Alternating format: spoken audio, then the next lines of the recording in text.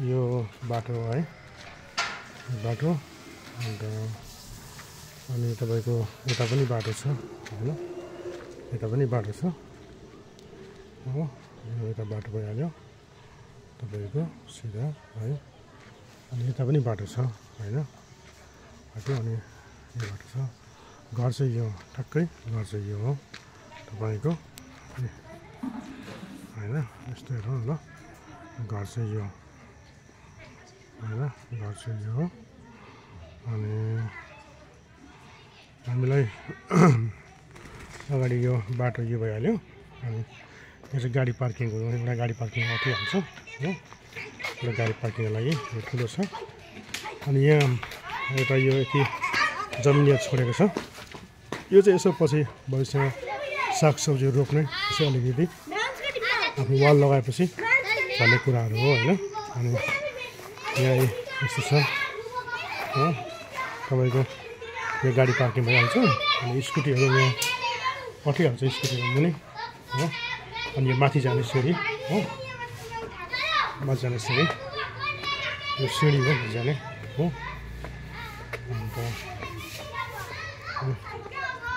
हामी माथि जान्छौँ है तपाईँको यहाँनिर अब हामी यहाँ पिलरहरू उठाएर माथिको लागि होइन अनि यहाँनिर हुन्छ यस्तो छ हो माथिको चाहिँ छ तपाईँको फाउन्डेसन 3 तला फाउन्डेसन हो होइन आरामसँगले बनाउन सकिन्छ यो वरिपरि पुरा घरै घर छ होइन वरिपरि घरै घर छ हो अनि यो हाम्रो छठको एकदम राम्रो कोठा बनिन्छ अगाडि है यो भयो छठको होइन अनि फेरि मुनि जान्छौँ हामी हाम्रो तलको रुमहरू म देखाइदिँदैछु छु तर आज छुट्टी छ नानीहरू रुममा बसिरहेको छ होला होइन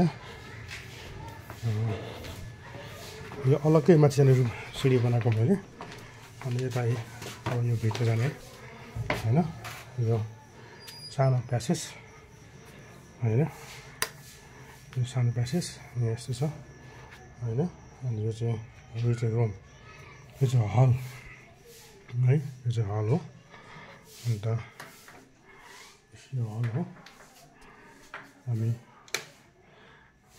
यहाँ हलमा छौँ होइन तपाईँको यो घरको डिजाइनिङ होइन यस्तो छ आफ्नो लागि नै बनाएको घर थियो है आफ्नो लागि बस्ने घर बनाएर राम्रोसँग बनाएको अन्त एकदमसँगले ढोकाहरू पनि एकदमसँगले यो टिकको ढोकाहरू राम्रोसँग डिजाइनिङमा होइन टिकको ढोकाहरू यस्तो ढोकाहरू बनाएको राम्रोसँगले पुरा साल एकदम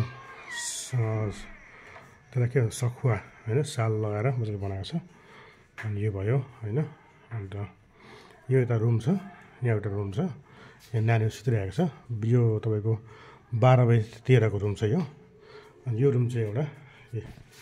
यो रुम छ एउटा होइन यो रुम यस्तो छ हो यो चाहिँ 12x12 को रुम 11x12 को रुम यो 11x12 को 11x12 को रुम यो है यता वासरुम छ होइन यता वासरुम छ अनि यो किचन होइन यो किचन यो चाहिँ किचन है अनि किचन छ होइन तपाईँलाई किचन छ है अनि यहाँ चाहिँ डाइनिङ हल यहाँ खाना खानलाई डाइनिङ हल होइन उताबाट चाहिँ हल भइहाल्यो यस्तो छ है अनि यो वासरुम होइन यो चाहिँ वासरुम है यो वासरुम छ यस्तो छ है यही हो घर 4 जना फ्यामिलीको लागि चाहिँ एकदम सुइटेबल छ है हुन्छ